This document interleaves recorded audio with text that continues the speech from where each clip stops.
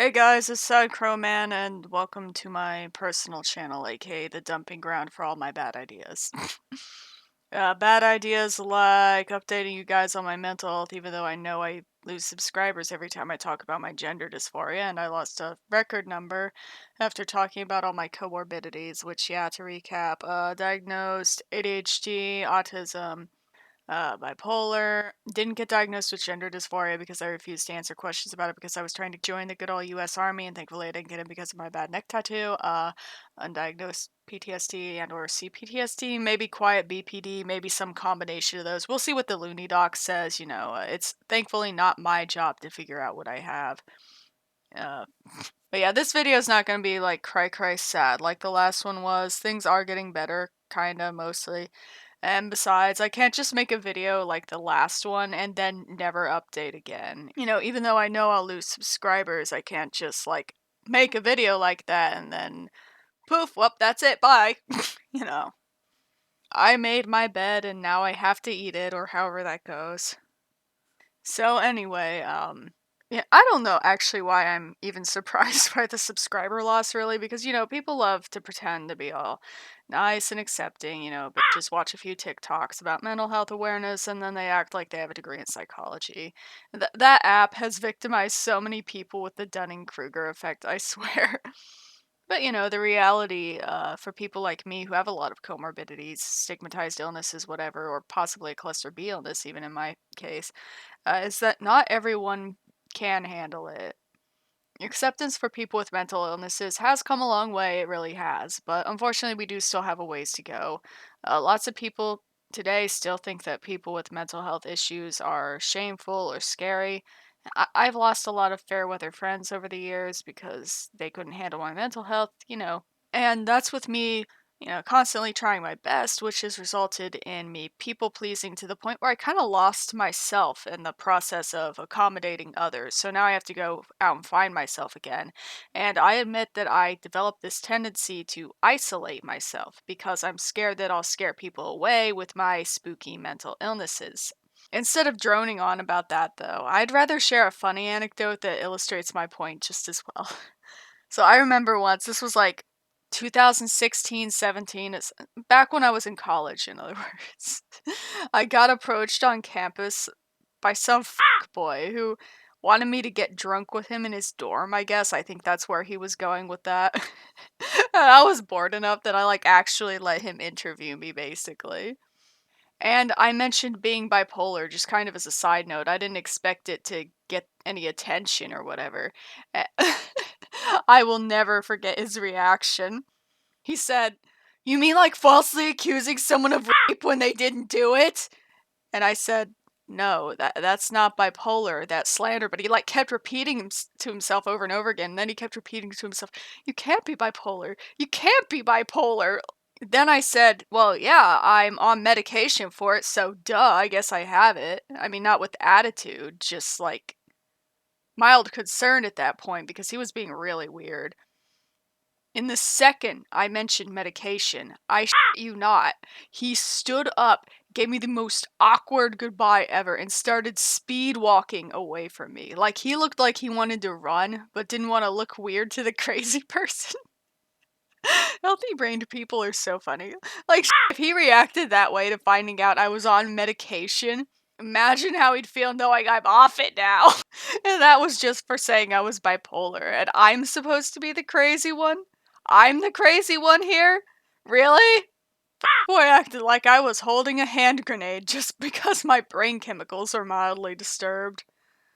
Guys, my bipolar disorder is actually extremely mild and sometimes kind of useful, hypomania and whatnot.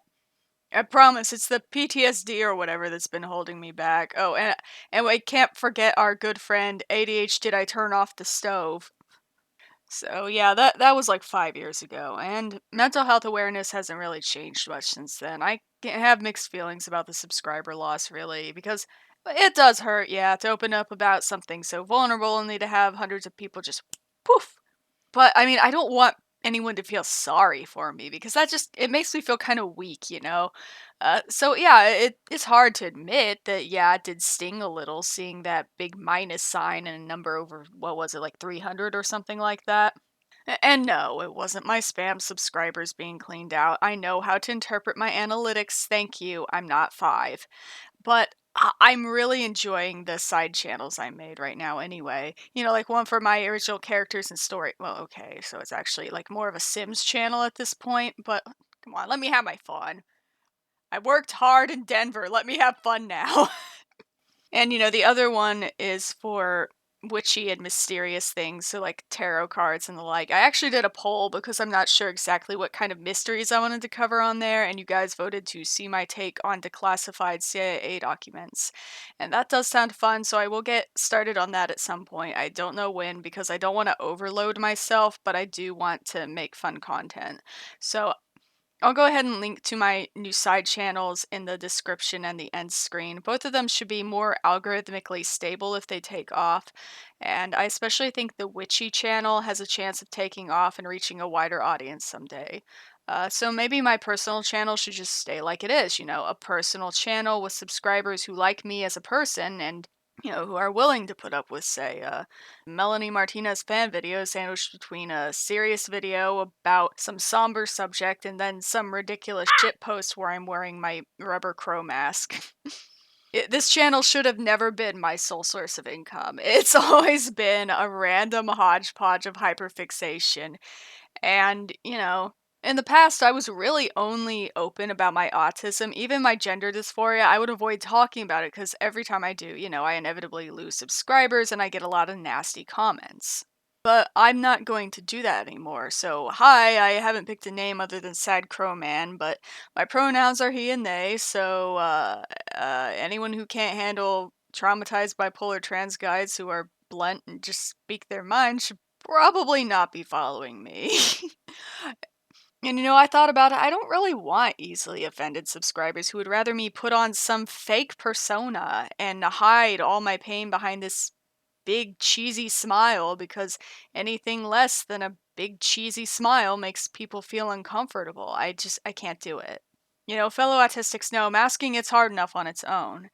Acting like a normal neurotypical person and pretending everything is okay at the same time, that's like an Oscar performance. I can't do that, not anymore. I mean, I did it for a while, sort of, but it's too much. It's too much for this crappy channel, at least. Like, I'd do it for talk show money. Oh god, I'd do it for talk show money, but I'm not doing it for YouTube money. And I'm not going to talk about my trauma in every video, no. Oh god, no. Even now, I don't want to talk about the specifics of it. I really just, I'm sorry, I just don't want to talk about it, guys. I'm sorry, I just don't want to talk about it, but every now and then I am going to want to vent, though. So with all due respect, if you can't handle that I'm an autistic guy struggling to be his best self in a crushingly difficult world that expects nothing less than polite conformity, I guess it's better for you to unsubscribe now. Yeah, comments are off on this post, and I'm not reading them just in general, especially on this channel. And this is why it's stressful. It's dealing with a large crowd when you're completely unmedicated. And also, some people just watch me waiting for a moment of weakness because they're jealous and they want to cut me down. As weird as hate watching sounds, I know I personally can't fathom why anyone would want to waste their time watching somebody they do not like. Yeah, I promise you, not everyone here is supportive. I encountered evidence of this on my own, unfortunately. Yeah, I got a very triggering comment on a vent post I made. You see, it wouldn't let me turn comments off because I shared a music video. I'm trying to think of how to word this because I don't want to say where. I couldn't turn them off, so my curiosity got the best of me, and I did end up reading them. Well, at first, the first several comments I read were super nice, and they were reassuring, and they were comforting, and I actually felt like maybe I didn't have anything to be afraid of, and my community was a safe place for me to be open about and talk about how I'm feeling at the moment because, those comments were so nice. Like, most of you guys, I swear, most of you guys are the nicest people ever. I think my subscribers are nicer than most people's subscribers. Like, maybe that's my toxic trait or something. Or maybe I don't know. But a lot of you guys are the absolute nicest people ever. But, there are still some of those people in there, and unfortunately, I kept reading and I encountered one that was super judgmental and gaslighty. I don't know how to describe it. It sounded like just like a cross between one of my more covert abusers and one of those know-it-all fake friends who always have to dismiss and challenge everything you say for some reason. That one triggering comment, it just something about it completely undid all the goodness, all the supportive comments did for me, and my mood just plummeted because, brain chemicals. I don't want to say exactly what it said or where I posted my event post because I don't want any vigilantes hunting them down and going off on them on my behalf. So let's please not start a witch hunt. Let's be civil here. But yeah, all I'll say is that it's like they pretend like they're giving you constructive criticism, but you can kind of tell that they're jealous of you and they want to ruin your day, especially given the tone deaf timing. And natural human inclination. How do you feel when you read something like that? Well, you want to defend yourself, but if I respond, I look like the asshole because they're pretending to be nice. Yeah, and then they can pretend like they're deeply hurt that they got disapproval from the sad crow man himself, like they didn't set the tone of the conversation with their post, and then I'd get dogpiled on by a bunch of angry, fame-obsessed kids who don't consider that maybe that person shouldn't dish if they can't take, especially not when somebody has an audience behind their back. And as I'm sure you can tell by the oddly specific example, this has happened to me before. Not just to me, in fact, but to lots of other creators. Probably other creators more than me, because I'm usually pretty good at controlling myself, at least when I'm sober sometimes, occasionally. I'm bad at controlling myself, who am I kidding? But for some reason, people act like if you have lots of people saying nice stuff to you all the time, all of a sudden the criticism shouldn't hurt you, and you shouldn't. Power off. That thing always interrupts me. All of a sudden the criticism shouldn't hurt you and that you shouldn't be able to speak your mind because other people's feelings matter more than your own. And no matter how obscure you are or whether you have an audience or not, it's not easy being able to see through people's BS because no one else can see what you see. So you just look crazy or mean or whatever, right? And while I can be both of those things, yeah, I'm apparently pretty crazy, and I know I can be very mean when I want to be. But I'm at least never mean for no reason. So yeah, I'm sorry guys. I really do want to read my comments and respond to them and engage with the community, but I'm not at the point in my recovery yet where I can handle negative emotions constructively. My reason for bringing up that little covert hate comment was because I kind of felt like angry crying or something. I don't know, but I have this chronic emotional constipation, right? So I can't bring myself to just express myself like a normal human. I don't know why that is. Probably because I wasn't allowed to cry when I was younger, so I have a hard time doing it now. So I just kind of closed out the window, walked straight to the liquor store, bought a bottle of vodka and a bottle of wine, and I drank both. I'm such a train wreck. And I don't remember the day beyond that. Obviously. Because instead of calling that person out on their BS like I wanted, I went and I relapsed. I was barfing for days afterward. I paid for it. I promise I paid for it. Oh my god. I barfed out my nose. I felt like crap. Kinda surprised I'm not dead. I feel like I should be dead. I feel like I at least deserve to be dead. Not like in like a punitive way, but like out of mercy. But I can't make shitty videos playing with my OCs in The Sims if I'm dead. I need to stop calling my characters OCs. I'm an adult. I'm a serious author, man, guys. Anyway, about my OCs. Okay. I have a script. I need to get to my script. Why do I even script? I never follow my scripts, whatever. So yeah, I probably won't be reading any comments on this channel until I'm like, medicated because, I can't control the comments I get. I can only control my reaction to them, and since I can't control my emotions right now, I have to control what I read instead because my mental health is my responsibility, my reactions are my responsibility. And again, all that is within my control. I can only control myself. No matter how stressful it is to interact with complete strangers online, and no matter what cruel things are being said to me, it's still my responsibility to not drink $30 and pass out on the bathroom floor. I really am my own worst enemy sometimes. Like, no matter how you feel about that person kicking me when I was down, and I know that probably activated some of you guys' fight response, and that's why I'm not giving any details because I do not want to witch hunt. But, like, bringing this back to personal responsibility, binge drinking was still my choice, and I'll never get better if I blame people around me, people who hurt me, for my actions. That the victim mentality, it's not good for you. You can't really accomplish much with a victim mentality. And whatever else happened again that night was my choice. My guess is I probably did my usual embarrassing drunk shenanigans. Did I ever tell you guys once I got so drunk? Uh, I was like really thirsty, so I grabbed an empty glass and I walked to the kitchen, right? I went to the light switch and I put the glass up against the light switch plate. And I was so confused. I was like, why isn't there water coming out?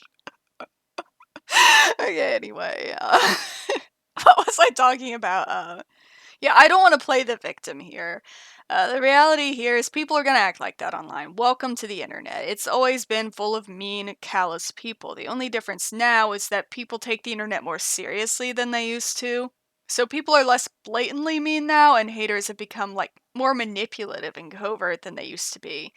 Uh, kind of just more like they are in the real life neurotypical world, except maybe it's a bit scarier, I'd say, because it's all anonymous. People can and will say whatever they want, and they'll do it in a mob, knowing that they'll never have to take accountability for what they do or say as an individual because it can't be traced back to them. Like, the things people say to me online, they can't really get away with saying it to me in person. I don't like it, but it's just how things are. So if I can't handle it, I need to not be online, but again, this is how I make my money, so I still upload. And I do like making videos, so excuse me, hiccup. I'm just not interacting as much with this channel's comment section is all. Mostly just on my side channels, because as silly as it does warm my heart to see you guys interact with my dumb little Sims gameplay videos, my stories, and my witchy nonsense. And I'm also scripting a video right now on Eretti's background story, and I hope you guys like that too.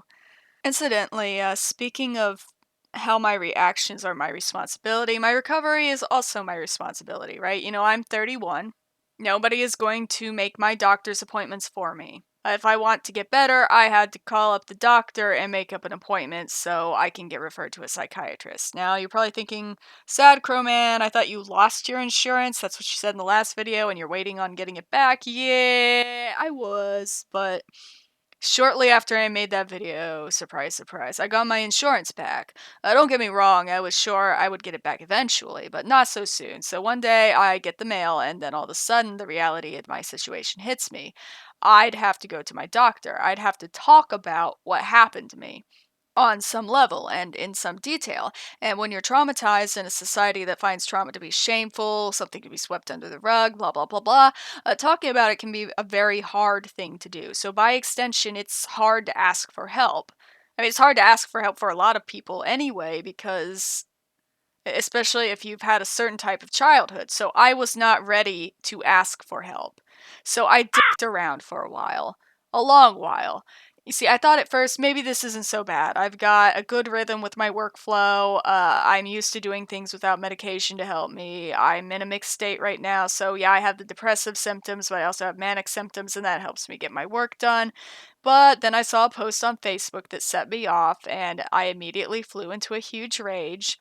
Really, that's what I get for having a Facebook. And a weird reaction, but I was so mad I called up my local doctor's office and I made an appointment. Applause, applause, you can clap for me now. I'll wait. I'll wait. Okay. You see, when I'm angry, I'm not concerned about being awkward or how people perceive me, so a phone call isn't as nerve-wracking as it usually is, and neither is masking. So yeah, I called up my appointment, so now on October 21st, I am due for my annual checkup. I mean, it's a little generous to call it an annual checkup. For me, it's more like a once every couple of years or so checkup because I don't really stay on top of that. But anyway, that's when I will get a referral to a psychiatrist. I doubt I'll be able to see them immediately. These things take time after all. I don't want to give you guys a complete time frame because I don't want to get anyone else's hopes up. I don't know. My guess is a couple of months. I'm not expecting it to be like a year. I don't think it's going to be like a crazy amount of time, but it might take a while before I'm in to see someone. Probably a few months. Um, in the meantime, though, what will I be doing for my mental health? Well, instead of the BoJack Horseman route, I'm gonna try out more of the Mr. Peanut Butter route. I'm keeping myself busy with unimportant nonsense, and eventually I'll be dead. Except between now and then, I'm hoping I'll get medicated. Between now and dead. It sounds ridiculous, I know. It sounds like I'm just overworking myself and I'm gonna burn out again, but the thing is, I used to spend hours a day curled up in my beanbag chair ruminating. So it's helpful to keep busy, at least, like, not overly busy to the point where I'm draining myself, but just busy enough to where I don't have the time to overthink about all the crap I've been through, ruminate on old memories, worry about the future, that sort of thing. Because, too much of that in my mind just goes to really dark places. I can't think of anybody who can have a healthy life that way. It's really bad for anxiety. You can't heal if you're sitting there over fixating on all your past mistakes, memories that feel different now that you know more about people and how they interact, the curse of autism, and looking back and realizing what a weirdo you are, and holy shit, I didn't realize I was that big of a weirdo. I didn't realize I hurt that person's feelings. I didn't realize that person wanted me to shut up. That sort of stuff. And and then there's the more traumatic things. And again, I don't really want to talk about that right now, sorry, but yeah, anyway. So what am I doing to keep busy? Well, most of you guys already know I've been working on re-releasing my book so I can make it as great as I've always wanted it to be. And right now I'm mostly working on the illustrations, honestly, cuz it's not so much writer's block, it's just like I have ideas, it's just I'm having a hard time writing them down because of the concentration issues, but it's a little easier for me to hyper focus on a painting because I can like put a show on in the background or listen to YouTubers or something, listen to some music, and it's a little easier somehow. I don't know. I'm actually working on one of said illustrations in the background of this video, but I'm not really satisfied with it. I'll go back and fix it later. I don't want to postpone this video until I make this drawing what I want it to be. I'm sick of working on it. I'll come back to it. Um, I've also started learning Spanish, and I've decided to learn Greek too, because why not? I've always wanted to learn those languages. I've always wanted to go to those countries, Mexico specifically. Spain would be cool too, though. And I've seen lots of pictures of Greece. It's really pretty. But anyway, I've always wanted to learn those languages, and they will come in handy when I'm narrating my audiobook because, it's easier to narrate in a language if you can read and pronounce the words. But I don't think I'm going to be fluent anytime soon, but at the very least, when it comes time for the audiobook, I want for fluent speakers to not cringe when they listen to it. I'd like for people to understand what I'm saying. Because the way my book's set up, for those of you who haven't read it, there's a lot of dialogue in Spanish and a lot of dialogue in Greek, and I don't offer the translation for them. Because the narrator can't speak either of those languages. He only speaks English, so he can't understand what's going on. But if a reader happens to know those languages, that adds some dramatic irony because they know what's going on. And I want to preserve that for the people who choose to listen to the audiobook instead of read it. Anyway, I'm rambling again. I'm also working on a fun little project for Halloween on this channel. I've been working on it since September, and it'll go up on this channel in 2 parts if things go as planned.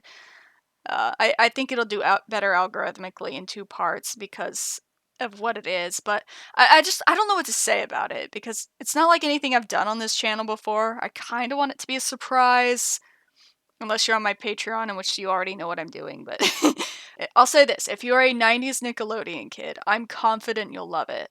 And of course, I'm still learning to sing, practicing ukulele. I've been channeling a lot of my grief into singing and songwriting. I used to do that with my art, like my drawings and stuff, but now that's how I make money low-key, and I kind of hate doing it. It's hateful, wrong word, I'm sorry, helpful to have some kind of hobby anyway. That's not just for yourself, that you aren't monetizing, you know. That's part of why I branched out into music. That's not to say I'll never share any of it with you guys. It's just I don't see myself trying to make it as a musician, especially since I don't actually know what I'm doing. You know, I just wing it. This is just a childhood pipe dream of mine. But, you know, my career dream was always to write and illustrate my own books. I'm not sure how many songs I've written exactly. Maybe about 12 over the past 2 years. Some were about my experiences as a hobo in Denver. Cringe. I also wrote some songs about my OCs. I called them OCs again. I need to stop that. And by that, I mean I also wrote one song for my so-called favorite character, Elijah, and a whopping total of 4 songs about my so-called second favorite character, Simone. What can I say? Simone's just more fun to write, okay? She's super camp, she's super evil. You know, she's not like Elijah with his sad boy wah wah, just kill me and put me out of my misery. She's just like unapologetically terrible. She just doesn't care. Why am I rambling about this? Nobody cares about this. You just want to know that I'm not going to blow my brains out. Be honest, that's why you clicked on this video. You want to make sure I'm still alive. So anyway, well, I've droned on enough. You can see previews of stuff I'm working on, early videos and stuff like that on my Patreon. Um, you'll also get Discord membership at sign up and the opportunity to select your favorite character and join their team for a Discord role. The Discord's been more lively now that we've got more members in. How do I sign off videos again? How do I keep forgetting this? Please rate, subscribe, and blessed be, motherfuckers. See y'all.